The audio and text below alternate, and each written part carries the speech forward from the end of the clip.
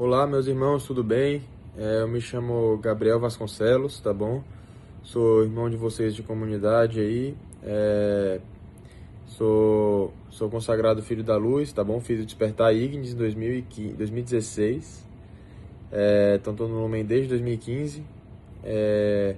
Sou casado, tenho um filho, José. Tenho uma filha que tá vindo aí, a Estela, né? Tá a caminho. E sou de profissão, sou médico, né? Estou fazendo especialização em medicina intensiva, que é para cuidar de pacientes de UTI. Tá bom? Pacientes de unidade de terapia intensiva, de UTI.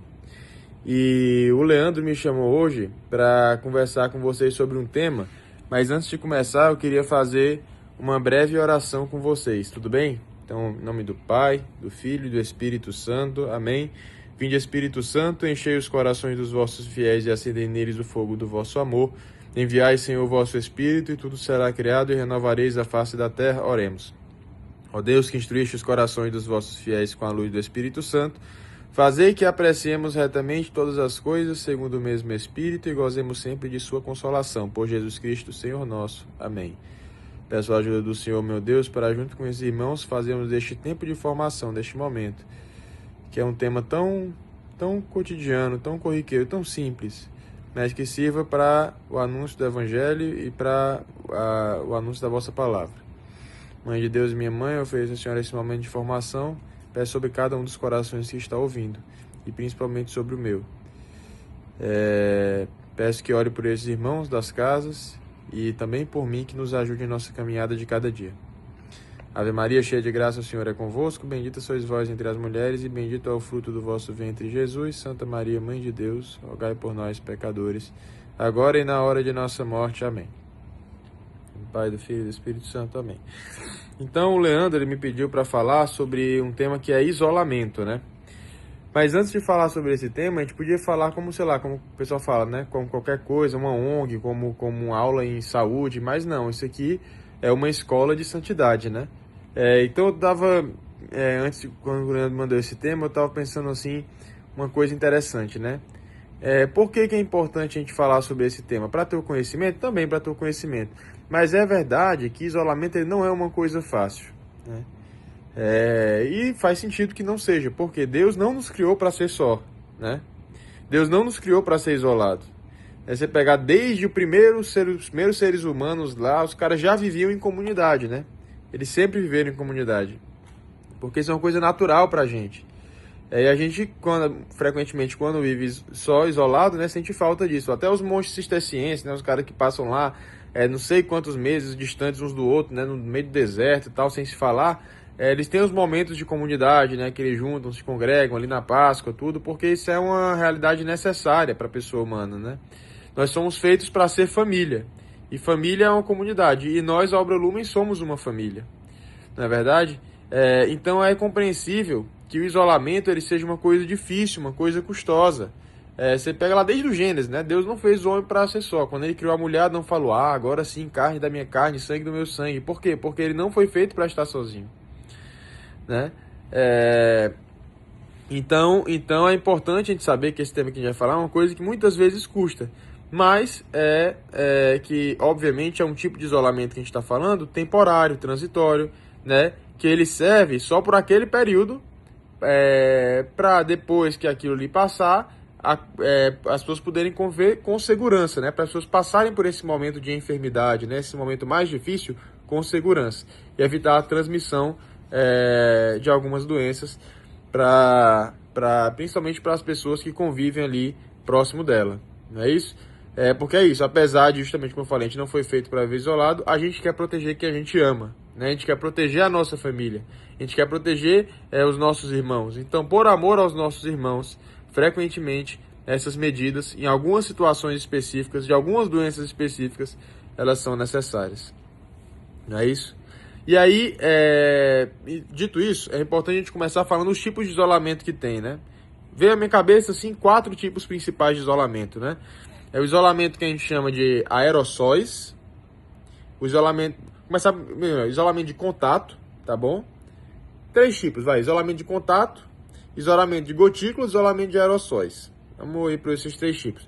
O de contato tem um tipo específico também, que é o contato reverso, mas que aqui a gente não vai falar muito, e nem se faz mais muito isso nas UTIs, que é o paciente que está com a imunidade muito baixa e deixar ele isolado só porque ele está com a imunidade baixa. Isso a gente basicamente não faz mais, tá bom? A gente usa mais o isolamento de contato mesmo. O que é o isolamento de contato? Ele é alguma doença que ela é transmissível por contato, justamente contato com o paciente, né, ou com as suas secreções, né? Aí suor, saliva, quando a pessoa fala, tudo, né? E principalmente contato na pele, por exemplo, pegou no paciente, tinha aquela bactéria ali no corpo dele, depois foi comer, ingeriu a bactéria, né, podendo dar diarreia. Tinha uma feridinha lá na pele do paciente, pegou na ferida e aí coçou, tinha uma feridinha na sua pele, o bichinho entrou também, né? Esses são tipos de doenças que são transmitidas por contato. E como que se faz o isolamento de contato? Nos hospitais, nas UTIs, a gente, quando tem um paciente de isolamento de contato, ele fica num quarto fechado. E a principal medida para esse isolamento é a lavagem das mãos. A lavagem das mãos, aí vocês já sabem como fazer com sabão, né? Tem uma técnicazinha toda específica, né? Que depois a gente pode entrar um pouco mais a fundo nisso, acho que não é o tema da aula, mas os momentos, né, os tempos lá da lavagem das mãos, mas é lavar direitinho as mãos, né? Em 5 momentos principais.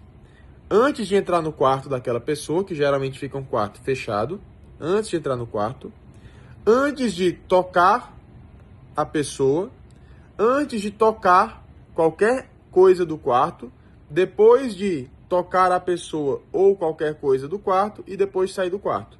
Então, basicamente, você lava as mãos antes de entrar no quarto e depois que sai do quarto, e lava as mãos antes de tocar ou na pessoa ou em qualquer coisa próxima àquela pessoa, antes e depois, né?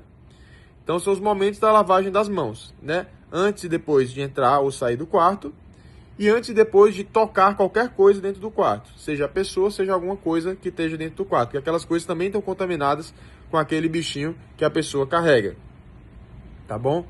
E aí, enfim, quarto fechado e lavagem das mãos, tá? Basicamente isso. Nos hospitais, a gente tem avental e luva. Na casa, eu imagino que seja mais difícil o acesso, mas que seria o ideal. Mas nesse caso, e não tendo, é muito importante a lavagem das mãos. E evitar encostar nas coisas, claro, né? Evitar encostar nas coisas. E, assim, no hospital tem algumas bactérias multiresistentes que elas ficam como isolamento de contato, mas aí nas casas não. Então, quais são os tipos de doença que a gente vai precisar fazer isolamento de contato? Quais são os tipos de doença que a gente precisa fazer isolamento? Eu peguei aqui algumas mais conhecidas, né? Uma que todo mundo deve conhecer é a famosa sarna, né? Que o nome certo é escabiose. A sarna escabiose é uma doença de um ácarozinho que ela passa por contato, tá bom? Geralmente, quando a gente pega no posto de saúde, é assim, você vê assim, aí se dá o diagnóstico, né? Uma lesãozinha bem característica. Aí você, quem mora com você tá se coçando também? Ih, doutor, todo mundo lá em casa tá se coçando. Aí você sabe logo, é escabiose. E passa que é uma beleza, sarna. Por quanto tempo a gente tem que manter o isolamento de contato quando a pessoa está com escabiose após 24 horas que ela começou o tratamento? Então, tomou o comprimidinho lá para matar o bicho, um dia está liberado o isolamento, desde que você tenha feito o enxágue de todas as roupas, né? Tem que enxaguar todas as roupas. Material de cama, roupa de cama, roupa do paciente, roupa do travesseiro, fronha do travesseiro, tudo que tiver tem que enxaguar, tá bom? Para tirar os bichinhos que ficam escondidos nessas regiões, tá bom? Outra doença aí que é famosa, né, de ser isolamento por contato, é a famosa catapora. Catapora, né? Você tem que fazer 2 tipos de isolamento, o contato e o aerosóis, né? Contato e aerossóis.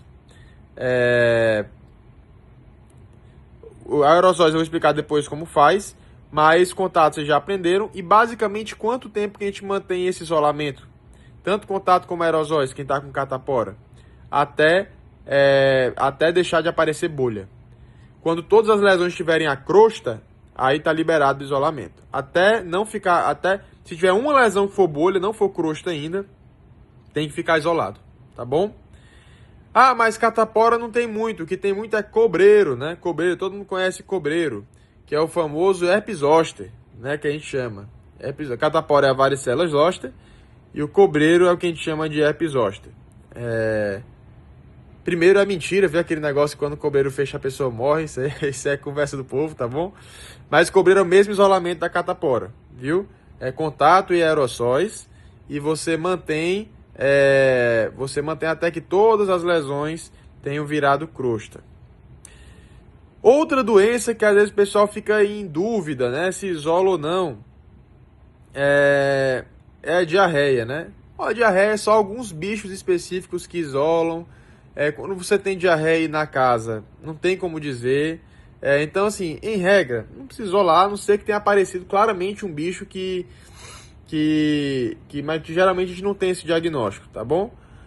Se por precaução você achar por bem manter ali um isolamento de até 48 horas depois de resolver a diarreia, já cobre a maior parte dos bichos que possam causar, tá bom? Mas não é tão importante quanto essas outras doenças que eu tô falando. Outra doença que o pessoal tem dúvida se é isolamento de contato, é furúnculo, essas coisas, não é, tá bom? Tranquilo, não tem problema. E uma outra lesão que às vezes também gera dúvida, é o piolho, né? É a pediculose, o piolho. Por quanto tempo, então, a gente mantém o isolamento quando a pessoa está com piolho? Também 24 horas depois do início do tratamento. Então, tomou o comprimidinho para matar o piolho, 24 horas depois, tendo passado os sintomas, né, já tendo morrido os bichinhos, pode liberar do isolamento. Tá bom? E é isso. Isolamento de contato, que eu lembre agora. Às vezes o pessoal tem dúvida, né? Tínea, né? Que é umas placas que aparecem que coça pra caramba, que é fungo, né? Não precisa isolar. Pano branco, não precisa isolar, né? Que eu lembro agora são principalmente essas doenças aqui de isolamento de contato. Se eu lembrar depois eu mando outro vídeo pro Leandro complementando, tá bom? Mas é isso, vamos pro próximo isolamento, que é o isolamento de gotículas. O que é uma doença que transmite por gotículas? Gotículas é o que a gente libera quando fala e ela cai até 1 metro da gente. O que é 1 metro? Uma passada nossa, tá bom? Uma passada nossa. Até essa distância a gotícula cai. E aí se, cair, né, passar para a via aérea ali da pessoa tal, e ela inalar aquilo, pode transmitir essa doença aí. Quais são os bichos que transmitem por gotículas, né? Primeiro, influenza. Aqui as gripes no geral, tá bom? E aí quando a gente testa, que vez por outra a gente chega a testar, vem algum desses bichos, né? Influenza, o isolamento é de 7 dias do início dos sintomas. Então eu comecei a gripe agora, daqui a 7 dias eu estou liberado do isolamento. Exceto se eu for um paciente imunossuprimido. O que é isso? Toma quimioterapia, HIV que não tem a carga viral ainda alta, CD4 baixo, toma imunossupressor, por exemplo, um transplante que fez há algum tempo. Nesse caso, o isolamento é de 20 dias a partir do início dos sintomas. Mas, pessoal geral, isolamento é 7 dias do início dos sintomas, podendo ser até 10 dias se a pessoa depois de 7 dias ainda tiver com sintomas. Covid é a mesma coisa. Isolamento 7 dias do início dos sintomas, podendo ir até 10 se ainda tiver com sintomas até 10 dias. E até 20 dias se a pessoa foi imunossuprimida, né? Essas situações que eu falei agora. Resumo. Se a pessoa está gripada, é importante que, principalmente enquanto ela estiver com sintomas, ela fique isolada. Idealmente até 7 dias, tá bom? Porque influenza e Covid são muito prevalentes, é muito comum ter por aí. Então, quando está gripada, a chance de ser um desses dois é alta. Então, 7 dias de quando começou os sintomas é um isolamento prudente de gotículas. E como que a gente isola gotículas? Eu já falei, ela cai a 1 metro de distância. Então, se você tiver a mais de 1 metro da pessoa, mais de 1 metro, não tem problema. Não precisa usar nada. Se você tiver a menos de 1 metro da pessoa, pode usar aquela máscara que a gente chama de máscara cirúrgica, que é a máscara normal, que é aquela que incomoda um pouco menos. Tá bom? Além disso, lavagem das mãos, como a gente comentou antes, né? E lavagem das mãos e se der para usar luva e avental, como eu falei também, usa, mas também se não der, tudo bem. Lavagem das mãos resolve. Tá certo? E a máscarazinha cirúrgica que eu falei, se tiver menos de 1 metro da pessoa. Outra doença que o pessoal fica às vezes um pouco em dúvida, não é? Se isola ou não, é a meningite, né? Mas a meningite é menos comum, a gente encontra mais em ambiente hospitalar, mas é 24 horas depois do início do antibiótico, tá bom? E aerosóis que eu lembre agora é principalmente isso. Aerosóis não, gotícula. Tem mais uma doença que ela é transmitida por gotícula, mas que não isola, tá bom? Que é a hanseníase, que é a lepra, né? A hanseníase, né, que é muito comum no Ceará, ela é uma doença que não precisa isolar. Por quê? Porque para você pegar a hanseníase, você tem que ter convivido durante anos com a pessoa que tinha, certo? Então não é dias de convivência, tudo que vai transmitir. Principalmente se a pessoa começou a tratar, pouco tempo depois ela já nem transmite mais. Então a pessoa que está com hanseníase, está tratando, não isola. Hanseníase no geral não isola, tá bom? Muito bem, então essa é a precaução por gotículas. Agora vamos para a precaução por aerosóis. O que é aerossóis? Aerossóis é como se fosse uma fumaça que a gente libera quando a gente fala. A gotícula são as gotinhas que vão até 1 metro de distância. Aerossóis empestam o ambiente todo. A gente fala, tá liberando aerossóis, né? São gotas bem menores, né? Então elas voam pelo ar. Ou seja, como é que é o isolamento de aerossóis? A pessoa tem que ficar também no quarto fechado, né? Fechado. E aqueles que entram nesse quarto, se aproximam dela, tem que usar uma máscara especial, que é a máscara N95. Que é a máscara N95, tá bom? Então tem que usar essa máscara especial. E é basicamente isso, ficar no quarto fechado, quem entrar, se aproximar, usar a máscara N95, lavagem das mãos, como a gente falou antes, e é isso. Tá bom? E quais são as doenças que transmitem por aerossóis que a gente tem que ficar de olho? O principal, rainha de todas, extremamente comum, todo mundo na casa deve conhecer, eu já tenho ouvido falar, é a tuberculose. Não é? A tuberculose transmite assim. E Gabriel, quanto tempo depois de começar a tratar que eu posso sair do isolamento? Eu peguei tuberculose, comecei o tratamento hoje. Daqui a quanto tempo eu saio do isolamento? 2 semanas, tá bom? Então, 15 dias de isolamento, tá bom? 15 dias de isolamento. Se não está tratando a tuberculose,